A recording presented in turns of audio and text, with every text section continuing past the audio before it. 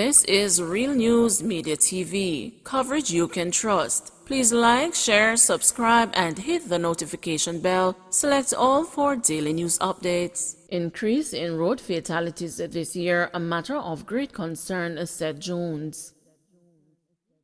Road fatalities have increased to 470 this year, compared to 432 during the corresponding period in 2020, an increase of 9% in fatalities. The worrying trend was underlined during Christmas Day and Boxing Day, when 6 persons lost their lives on the roads over the 2 days. Vice Chairman of the National Road Safety Council, Dr. Lucien Jones, told the news that a senior citizen, 81 years old, was among those who died in the mishaps during the holidays.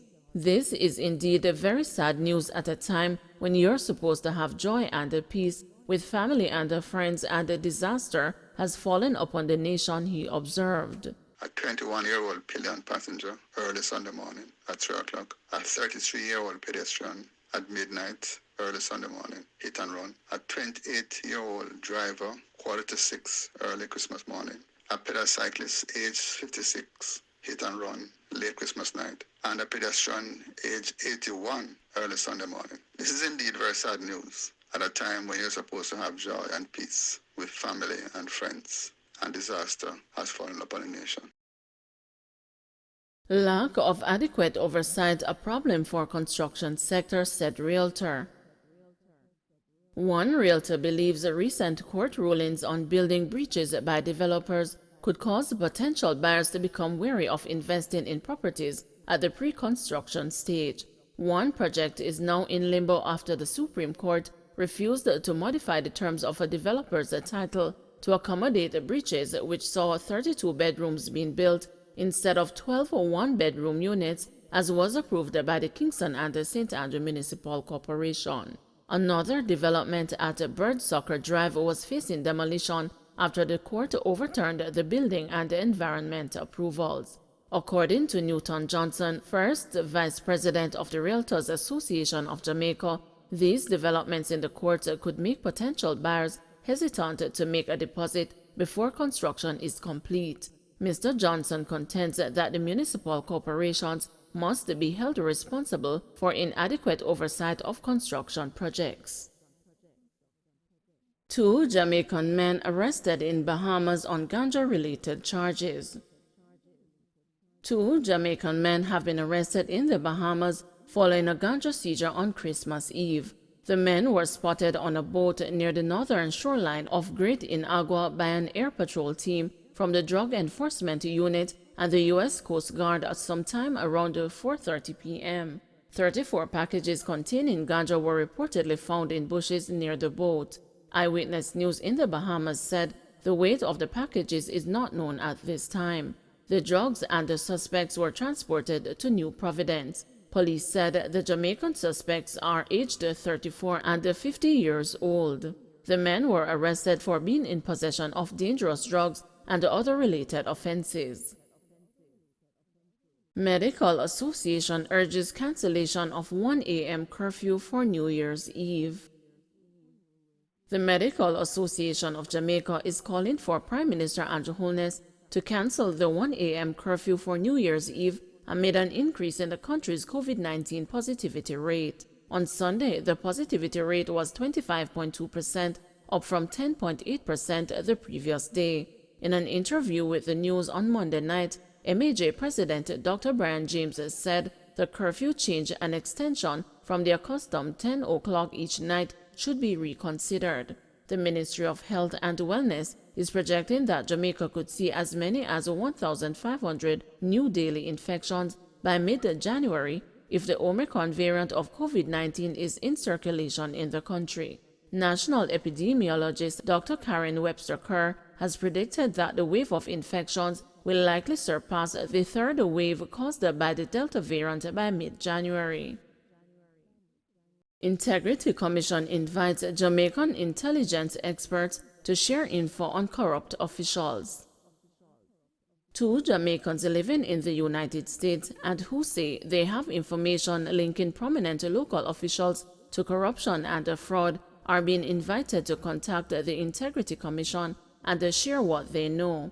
The two, Wilfred Rattigan, a former Federal Bureau of Investigation agent who served across the world from 1987 to 2017 in several capacities in the Bureau's counterintelligence, counterterrorism, and intelligence divisions, and Herb Nelson, who spent 24 years in the U.S. military and more than 15 years in the U.S. intelligence community, made the allegation during a virtual panel discussion on December 5, exploring how the diaspora can assist in solving Jamaica's crime problem. However, both men, who are influential members of the Jamaican diaspora community, had stated that even if they disclose what they know, nothing will be done. Myself and the Special Agent Wilfred Rattigan have done some programs where we speak about corruption, money laundering, and other issues that point directly to certain individuals high up in Parliament, said Nelson. No, we did everything except call names. What we are afraid of is something like the other people on this forum have said, we beating our heads against a brick wall, because if we present evidence that people are corrupt, then where is it going to go? Who is going to do something about it in the Parliament? If it's given to the opposition and they are afraid to use it against the government, where do you go in an instance like that, where you have definitive proof and nobody wants to touch it? Nelson asked. In response, the Commission, in an emailed response to the article carried by the news last Wednesday, urged the men to contact the Commission's Director of Information and Complaints, Craig Beresford, in confidence at their earliest convenience. We would wish to advise that Section 32(1) of the Jamaica Integrity Commission Act requires the Commission, among other things, to receive any complaint or information in relation to any allegation which involves or may involve an act of corruption. Once received, the complainant or information will be treated with stricter confidence and will be appropriately interrogated, the Commission said in the communication. The Commission is chaired by retired jurist Justice Seymour Panton. Commissioners are Auditor General Pamela Monroe Ellis, retired jurist Justice Lloyd Hibbert, taxation expert and chartered accountant Eric Crawford, and the business, financial, and leadership consultant H. Wayne Powell. Former Contractor General Greg Christie is executive chairman. The Integrity Commission is a commission of Parliament created through a merger of the former Office of the Contractor General, which had the primary responsibility of ensuring that the government procurement procedures and the issuance of government license and permits were free of impropriety and irregularity. The former Commission for the Prevention of Corruption, to which public officials were required to file their income, asset, and liability statements annually, and the former Integrity Commission, to which parliamentarians were required to file their income, asset, and liability statements annually. One man charged following gun seizure in Trench Town. One man has been charged following the seizure of a firearm and several rounds of ammunition on 9th Street in Trenchtown on Monday, December 27. Charged with illegal possession of firearm and illegal possession of ammunition is 24-year-old Raymond Sylvester, otherwise called the Prince. Reports from the Denham Town Police are that about 5:45 p.m., a team was on patrol in the area when they observed Sylvester with a handgun. On their approach, he threw the firearm onto a nearby premises before attempting to flee the area. He was accosted, the premises was searched, and one Taurus 9mm pistol and 8 9mm cartridges were recovered. Investigations are ongoing. Cops finally move into new Buff Bay Police Station.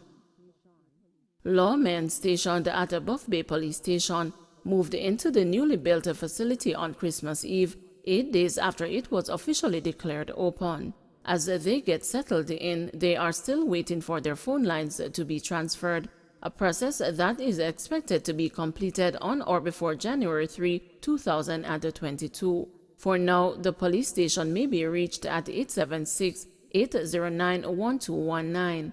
In addition to the usual emergency numbers 119 and 311, another option is the operations office at 876-322-9357 or 876-440-1526. We encourage members of the community to continue partnering with us as we seek to improve the services that we offer from the new facility, said a release from the Buff Bay Police Station.